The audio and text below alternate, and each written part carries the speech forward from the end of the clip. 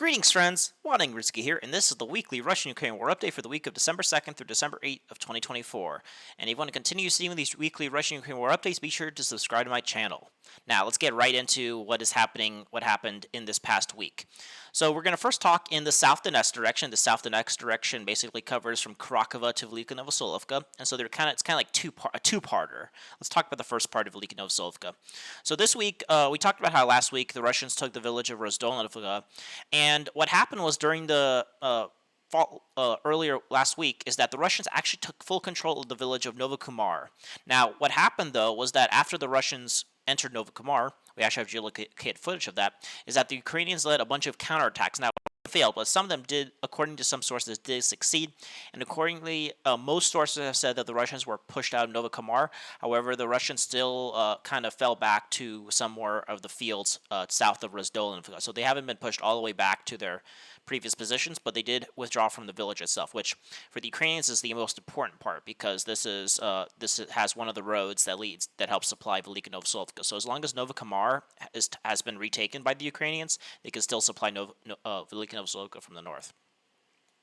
There's also been sources saying that the Ukrainians are trying to counterattack in Rozdolnovka. Now, all sources are saying the Russians are still in control of Rozdolnovka, but it looks like the Russian progress in the north will take a little bit longer to secure because the Ukrainians are doing counterattacks. So so right now the Russians they took Novokumar but then fell back kind of to this road. So this road is cut, but they still have another road that could also supply Novokumar. They did a big long-range attack to Novokumar and then just kind of retreated and kind of only secured some gains along the fields in the south of Rozdolnovka. So the north of Velika Novoselivka is a place of heavy clashes. Now, also in Velika Novoselivka, where the Russians are actually making more solid progress, is in the south here. And one thing that's interesting is that we talked about how the Russians were pushing through all these fields and basically entered the outskirts of Velika Novoselivka 2 weeks ago. But this week, the Russians are continuously clearing the fields that are on the eastern side of the Mola-Yala River, and this week the Russians have established complete control of the village of Bladanovka, this village right here. This is one of the first villages that fell in the Ukrainian counteroffensive. So the Russians took Bladanovka, and the Ukrainians basically have taken all the fields to the south of this area. As you can see, there's a bunch of rivers that kind of separate from Velika Novoselivka. So the rivers are between the Mola-Yala River and this river right here.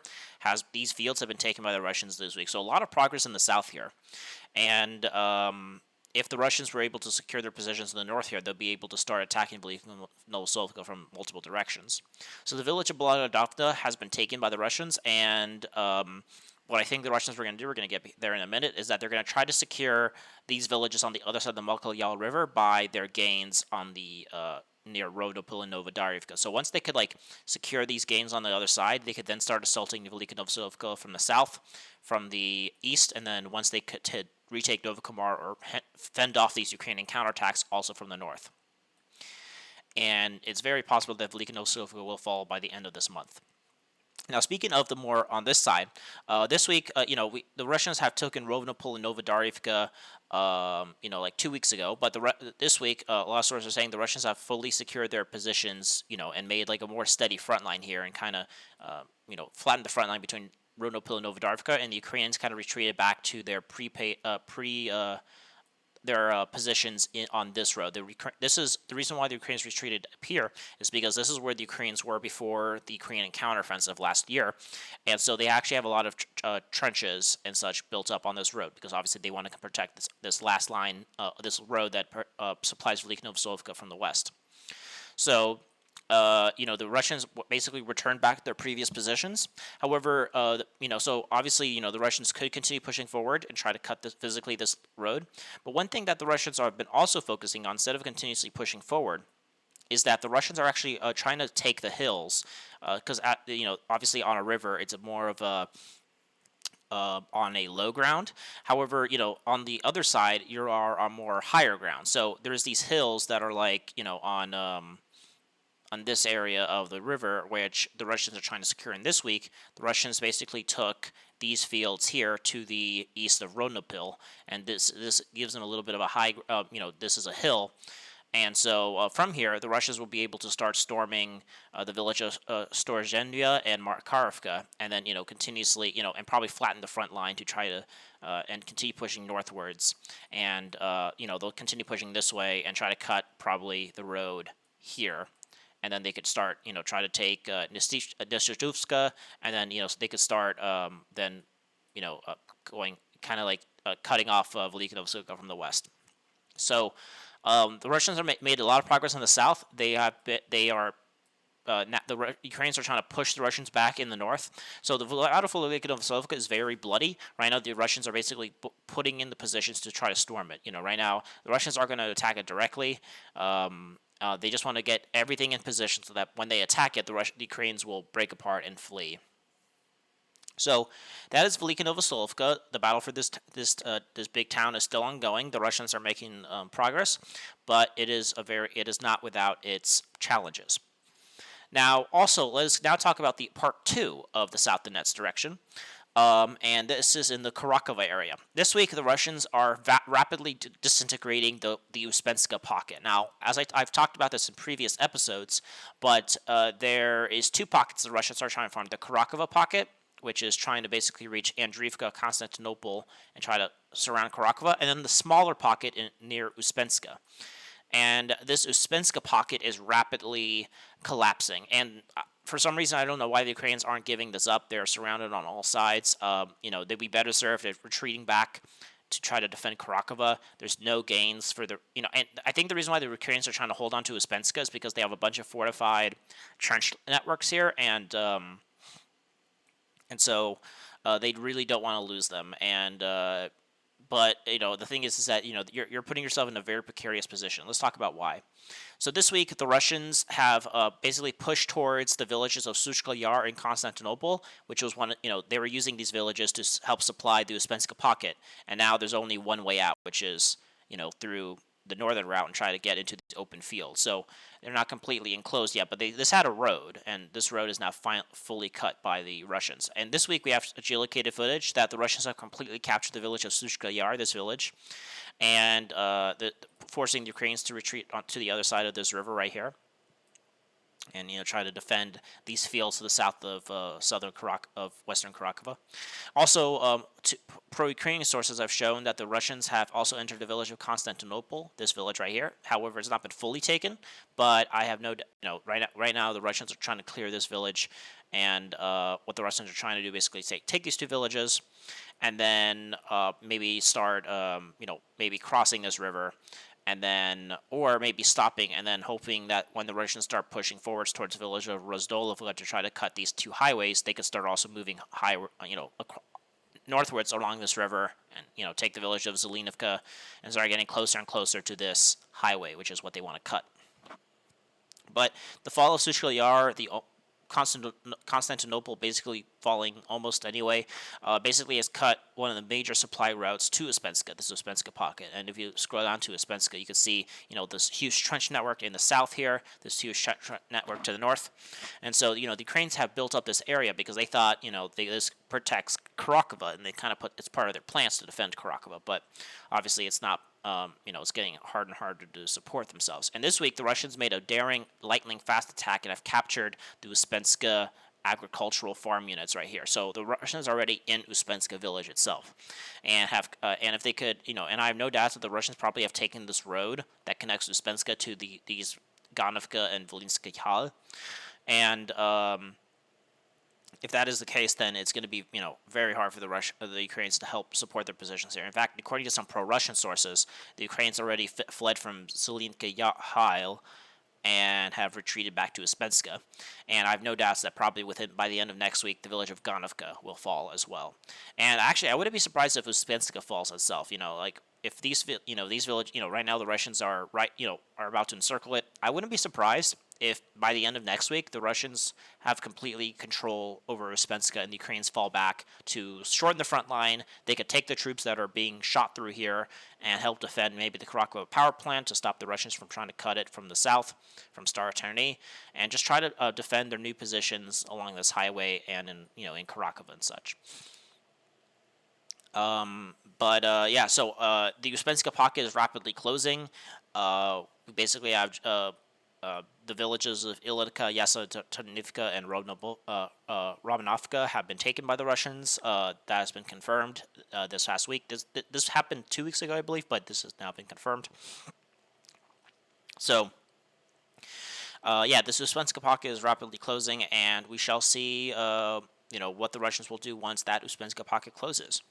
It'll be because then the Ukrainians will be in a better position. They won't be in a small cauldron. They'll have better positions. But then the Russians will then, once the Uspenska pocket closes, they'll be able to start moving northwards along the fields, and we'll see how the Ukrainians could hold them off.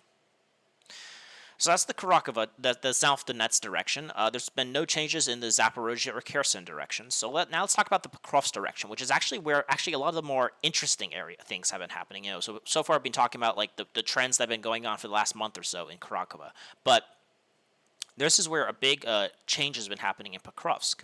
Now let's talk about the southern part. So the Pokrovsk could be divided into two parts. The first part is the northern part of the Karakova pocket. They are rapidly trying to close the Karakova from the north. And this week we have basically confirmation that the Russians have completely captured the village of Staroterny. And according to pro-Russian sources, they have basically we also have more geolocated footage of the Russians being in Sonslavka. And what pro-Russian sources are saying that they have basically flattened the front line between Sonslavka and Staroterny, and then everything in this kind of pocket right here has been liquidated. Now, pro-Ukrainians are saying that the Ukrainians are still fighting in this pocket, but I mean, with the capture of Staroterny, the capture of Sonslavka, it's just a matter of time for the Ukrainians to start falling back to these three villages and then to the south here. And so they're going to keep trying to, they're trying to basically protect this highway and this highway so that the Russians don't cut it, which is what the main goal is. So the capture of Staroterny has happened. A lot of sources are saying the Russians are trying to have crossed the Vochka River and have captured the dam. So the dam, I think, is right here. And so a lot of sources are saying they're trying to push southwards and crossing the Vochka River. So we don't have any confirmation of that, but some pro-Russian sources are saying they're going to move down southwards to try to cut this highway. I doubt that because first, not only do you have a river that threatens your supply, but also that the Ukrainians have positions in this giant factory and in this village, and so it's going to be very hard to cut it from that direction. They cut the road that supplied it here, but there's still, I think the Russians will just hold on to Staroterny and just move along the Vochka River and try to reach the village of Andriivka and to try to cut the highway and such as the Russians move up from the north here. So that's that. But besides that, where the second part of the Pokrovsk direction, which is actually the most interesting, is this the southern Pokrovsk, the Selidova flower, as I call it. Once Selidova fell, it took a little while, but then now the Selidova flower is blooming in various directions. Maybe the Ukrainian forces here are very horrible, like maybe they just collapse and shit, but things are falling faster than I would have even expected. I thought the village of Shentivka would have put up a big fight, but looks like the Russians will be able to capture it by the end of next week, but by how fast they're making gains here. And this is part of the Pokrovsk. Again, like in Velika Novosolovka, the Russians are basically building up positions, so giving themselves a tactical advantage so that when they storm Pokrovsk next year, they'll be in a better position to do so. So yeah. Basically, and let's go over what has the Russians have been doing to help improve their tactical positioning to get to encircle Pokrovsk next year. So this, last week we talked about how the Russians were battling for the village of Zochivka right here, and they're kind of moving along this rail line. And this week there's been some massive expansion and this big explosion in Russian gains here. So first, the Russians have completely captured the village of Novopushnovka, this village right here, and now they're battling for the village of Toretsk. And this is, again, the Russians are basically expanding in all directions. So they pushed through Zochivka, took Novopushnika. And one of the most interesting parts is that, I thought, the Russians would have a very tough time taking Shentivka because they would have to cross this kind of river right here. But the Russians crossed it. And, first they captured the agricultural mines in the southern part of Shentivka, these areas right here. And we actually have geolocated footage of the Ukrainians trying to drone strike Russian positions here. But then we've been getting situations where the Russians have been clearing Shentivka and have actually captured the southern part of this town right here. And so now the Russians are entering the central part of Shentenko, and a lot of sources are saying that this village is about to fall to the Russians because, again, it's like one of those rotation errors. Apparently, the Ukrainian grouping that was defending this town just gave up. And so things that should take very long, that should be defended very long, like in North Chechnya, fell because of a rotation error. And so, and the Russians are not stopping. They're also moving along this rail line and have captured the village of Vychezhadania. I think this was called Novy Trud earlier, but a lot of sources are saying, the Russians continued pushing along the rail lines and have captured this village. And so, obviously the Russians are going to continue pushing along this rail line, and then they'll be able to attack Shentenko from this area and then fully secure Shentenko here. And so, lots of, before, the Russians were kind of battling for these Selidova villages right here on the outskirts of the town. But now the Russians are exploding and are now entering the Pokrovsk suburbs and such. So this is a big deal. We're moving away from the Battle of Selidova now towards the Battle for Pokrovsk. And not only have we done that, the Russians are also pushing along these fields to try to reach Novoilonivka, Ukrainka, and such like that. And this week we have geolocated footage of the Russians taking the southern fields to the south of Pushimka in the south. The Russians have cleared the fields between Novopushivka and Zotovka and have taken these fields right here. And so, obviously, these fields between kind of the Selidova villages and then these next set of villages are being rapidly taken, and the Russians are, this village of Pushnovka has probably already been taken as well. And so now the Russians are slowly pushing towards Ukrainka, Novolinivka, and just to fully secure themselves on this highway. And the cutting of this highway cuts one of the main supply nodes to Karakova. So, this highway that was supplying the troops here the Russians will now have to supply it from Mezdovka and then move down here and then supply it, or from here. So this one route has been cut thanks to the Russians battling for Shentenko and Toretsk. But the Russians also want to continue, and one of the biggest gains also for the Russians that they managed to keep pushing in the north here and capture, say, these villages, is that then the Russians could start pushing southwards and help finally capture the village of Andriivka and finally cut off this Karakova pocket. So the Russians are making rapid progress there. The Russians are also trying to take these line of villages here in Suchka Yar, Lishtivka, Dasinivka. We have geolocated footage of the Russians being in the south of Dachinska, and some sources are saying they have taken these farm buildings. It's probably just a matter of time before the Russians... So this thing is sliced in half by this river right here, and so the Russians are trying to take everything to the south of this river. So the Russians are taking the southern part of Lishtivka. They're trying to attack Daksanevsky and then this village right here. So these villages lay to the south of the river, and that right now the Russians are battling for this village, the south of Lishtivka, which is split in half.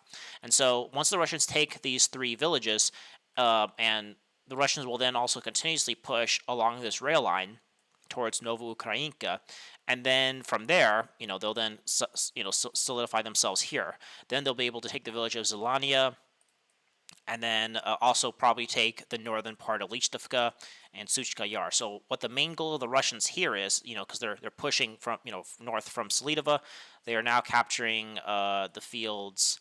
They've captured a lot of these fields to the south. And so what the Russians are trying to do for Pokrovsk. So before, when they entered Novigorivka, they basically made themselves in a good position to storm Minograd. However, they need to storm Pokrovsk itself as well.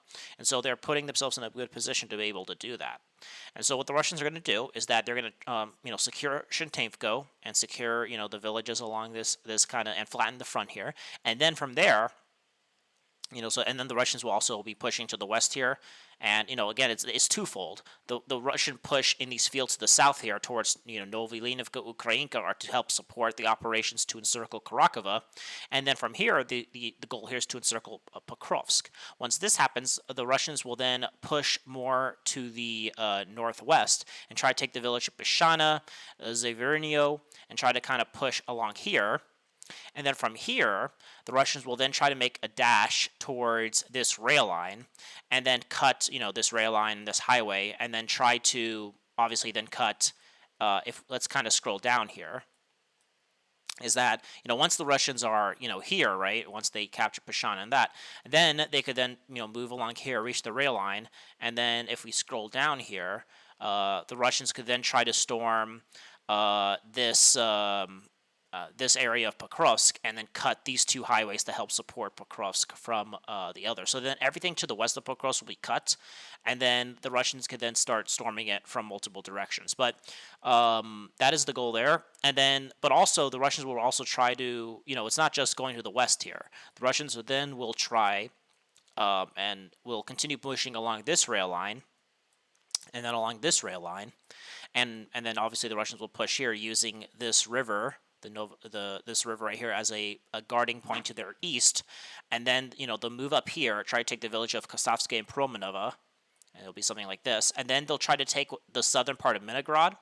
So the southern part of Minigrad kind of sticks out here, and they'll be trying to storm this, and they'll do this by pushing up here, pushing along this rail line, pushing along this rail line, and then from here the Russians will then try to storm the southern part of Minigrad and take it. And then from here, the Russians will then try to split the defenses of Minigrad and Pokrovsk in half. So then, they'll, reach and try to cut this kind of like, take this center area right here. And then they could start dissecting Pokrovsk and Minigrad in multiple directions. So that is the goal. The goal is to reach to the western part of Pokrovsk, and then, so they're reaching the southern part of Pokrovsk. From here, they'll cut off Pokrovsk from the east, and then from here, they'll cut off Pokrovsk from the west. They'll do their regular thing where they'll keep the northern approaches to Pokrovsk open, and then, so then they could give the Ukrainians the option to retreat to the northern fields and all that. So, that is what's happening in the Pokrovsk direction.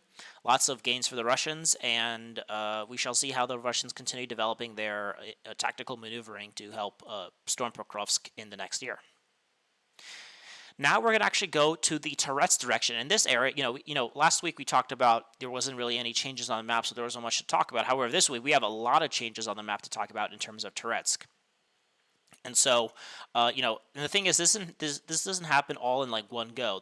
As I mentioned, there's always strict fighting happening in Toretsk, but sometimes maybe things don't happen. But this week, we actually are seeing the fruits of things happening, and it seems like the biggest news for Toretsk this week is that the Russians have completely demolished and captured the main central Toretsk, and this is where the Ukrainians are trying to hold on to.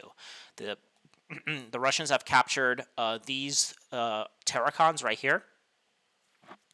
And a lot of pro-Russian sources saying that the mine shaft itself, this area to the south here, this kind of mine shaft, has also been taken by the Russians. And so the capture of these Terrakans, and this mining shaft, which formed the central nexus of Ukrainian defenses in Toretsk, has collapsed. And not only that, we have geolocated footage of the Ukrainians trying to bomb the Russians on this very western, northern edge of the central citadel, this area right here.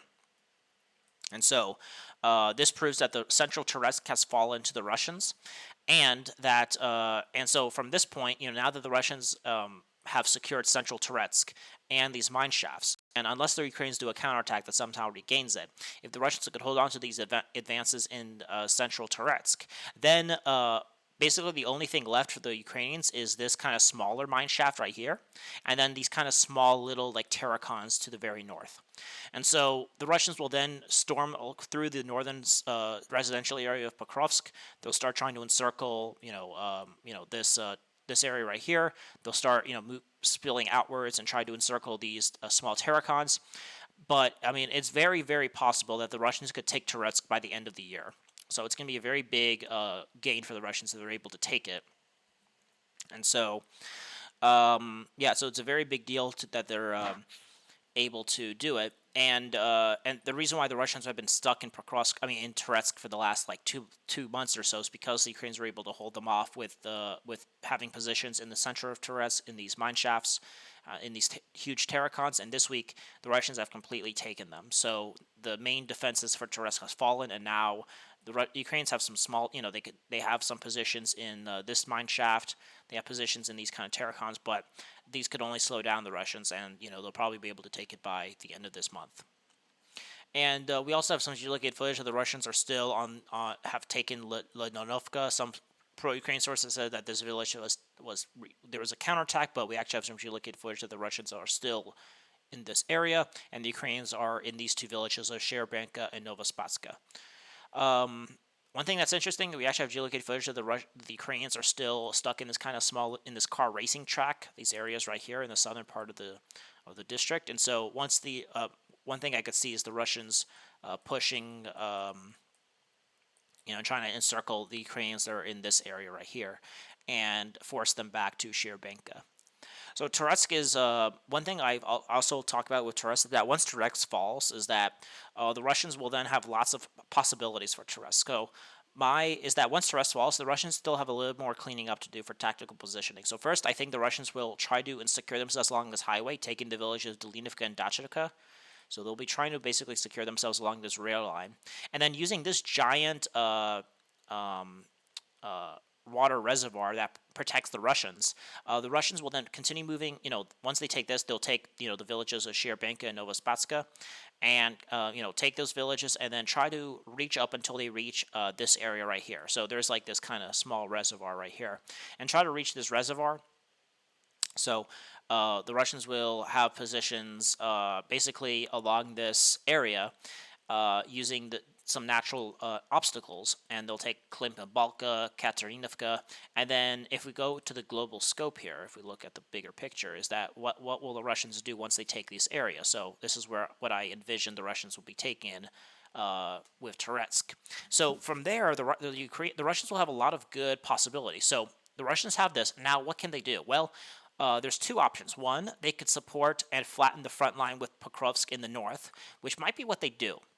What do I mean by that? Was once they do take that, the Russians could then move along this reservoir and try to reach the village of Alexandro Kolonovo and try to take this village.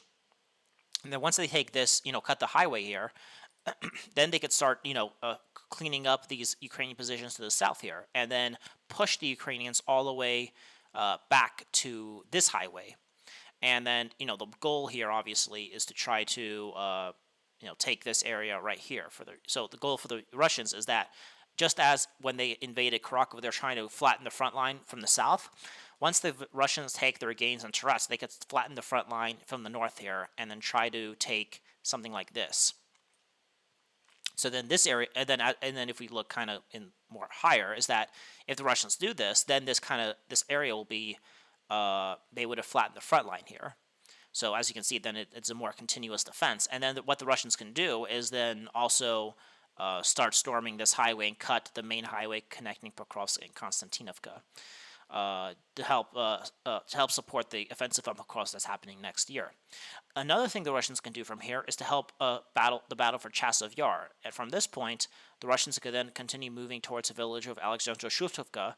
And then, as the Russians are storming Chasiv Yar, they could then try to basically, once they take Chasiv Yar, they could then, use their dominant height position to clear up this kind of southern bulge here, and then kind of have a more natural defense here that kind of connects Chasiv Yar and Toretsk, and the Ukrainians will have to fall back to the city of Konstantinovka. And so there's two options. The Russians will open up a lot of options. And this basically, if the Russians could do both of those things, then this will, for next year, the Russians will give themselves in a good position to start storming the city of Konstantinovka next year, which will probably be another goal for the liberation of Donbass, which is one of the main Russian objectives of this war. So that's the Toretsk direction. Now let's talk about the Chasiv Yar direction. And then, kind of the same thing as we talked about last week is that we talked about how there was no changes. However, there's still clashes, and these clashes are showing on the map this week. The Russians are battling fiercely for what they call the refractory plant, this factory right here. And so we actually have geolocated footage from the Ukrainians about droning Russian positions on the southern part of this refractory plant. So we actually have geolocated footage that the Russians have taken this factory. Or have not taken the factory, but are in the factory and are battling fiercely for it.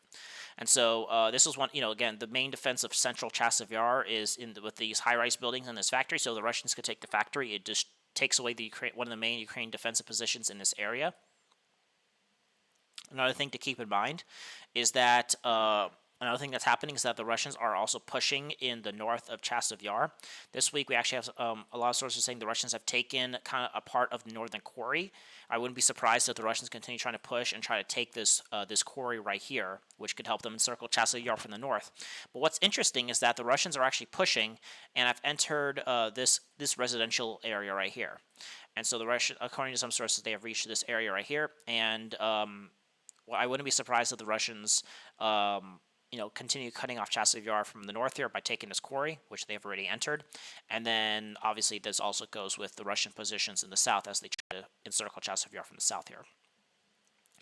Speaking of the south, the Russians have entered this. The Ukrainians have a lot of strong positions in these forests in the south of Chasiv Yar. They've put a bunch of trenches there to help support the southern part of Chasiv Yar. But according to some mappers, the Russians have entered this forest and are now battling for these fields here. I wouldn't be surprised if the Russians try to make a renewed effort to try to take back this area, try to take this area, and try to basically push the Ukrainians towards the village of Stupchaki. So the Russians are very slowly but surely putting the squeeze on Chasiv Yar. The battle for Chasiv Yar is happening in earnest. Before, it was trying. The Ukrainians were trying to. They were battling for Kalinova, for the Chasiv Yar citadel, and such. But now it's actually a battle for Chasiv Yar itself, and the Russians are making. And I wouldn't be surprised if probably by the end of January or February, probably for the 30-year anniversary of this war, the Russians will be able to take Chasiv Yar and use it as say, hey, we took Chasiv Yar, which gives them the dominant height advantage overlooking this entire area. So that's Chasiv Yar. There's been no changes in the Seversk or the Liman directions. However, there's been a bunch of changes in the Kupiansk direction, and let's talk about them this week. And this week is mostly in the south here. So one of the biggest things is that the Russians are basically doing cleanup operations. So one big thing is the Russians have cleared the areas between Krutolovka, Pashana, and Berestova. So these fields that were here that the Ukrainians are kind of getting into a pocket for, they fell back. The Russians have been pushing towards Lazova and the things in the south here. And so the Ukrainians, noticing they're getting in the pocket, withdrew and are trying to defend these villages in the south here. And so they have taken these fields here to the south of, to the east of Krutolivka and to the west of Berestova. The Russians are also pushing towards the villages of Lazova and Zelinsky Hal. I wouldn't be surprised if the Russians take these two villages by the end of next week. The Russians also managed to flatten the front line between Lazova and Vishana and have taken these fields right here. So it's not sexy. It's nothing. It's not like, oh my God, they took a village or something. But again, it's not necessarily what they take. It's what improves their tactical positioning. And again, the Russians are, I wouldn't be surprised if the Russians take Lazova and Zelinsky Hal next week. The Russians will then continue pushing here from the north here and then try to take the village of Borso, Andriivka, Novo Kotrolivka, and try to basically, and the main goal for the Russians here is to take all these villages to the north of Borova, along the Oskil River, and then from here, the Russians could then have a position to start moving to the south here and start encircling Borova, which is the main goal of the Russian operation here. So, so the Russians are, attacking the fields. They're making a lot of progress here, and it's not as sexy because it's like just fields, but again, this actually does help the Russians in, improving their positioning so that they could continue making advances here. And then in the north of Kupiansk, the Russian, I just want to quickly talk about the bridgehead in Dorichnia here. A lot of people are talking about how there was like some Russian bridgehead here, but I think that was all based on a Ukrainian source. No Russian source was saying that, as far as I know. Maybe I'm wrong, but I think that was just a fake news in terms of, because I think the Ukrainians really want a victory, so they might actually sometimes oversell Russian victories so that when the Ukrainians are still there, they could claim like a victory and such. So I don't think there's ever been like a Russian bridgehead in Dorichnia. It never really made any sense to me as well. So yeah, that's the Kupiansk front. The Russians are slowly but surely reaching Borova. They're slowly but surely reaching Kupiansk, but small gains here. Alright, let's now talk about the Kursk and Kharkov directions. Not really any changes in Kharkov direction as usual, but the only thing to mention here is that the Ukrainians are making some counterattacks in Globoka here. So apparently some Russian, they've taken, they're here and they're in here. So they're getting closer to Lysenivka and Globoka, but just some counterattacks, but nothing too big or any big changes on the map here. But it just mentioned that something has been happening in the Kharkov direction, at least from the Ukrainian side. And then let's go to the last front, the Kursk direction. And this week we actually have a lot of updates. Not a lot of updates, just normal updates. Actually, I don't know. But anyway, so this week actually is the week of Ukrainian counterattacks. And the Ukrainian, so we talked about how the Russians have secured Darino, Nikhailo Darino, Nushkakim, in this area right here. Now the Ukrainians are making counterattacks. They are trying to enter Darino. They're trying to attack towards Tilin Kashal. But it's, the Russians are trying to hold their gains, and so the Ukrainians are making a lot of counterattacks, which have slowed down the Russians, but it has not. How do you say it? But it has not actually. The Ukrainians haven't regained their lost positions yet. But it's just something that mentions that this has slowed down the Russians in the western part of the Kursk offensive. Another thing to mention is that the Ukrainians also did a counterattack towards these 3 villages that the Russians took. Last week, we actually have geolocated footage of the Ukrainians reaching the southern part of Popevki here, and then kind of getting getting droned. But that does show that these villages are not as secure as we thought. That the Ukrainians have entered them and are now battling for them. So we need a bit more geolocated footage to see if the Ukrainians could hold on to these gains here, and if so, this gives them a better position to hold their northern Kursk defenses here. But again, the Ukrainians are also counterattacking here.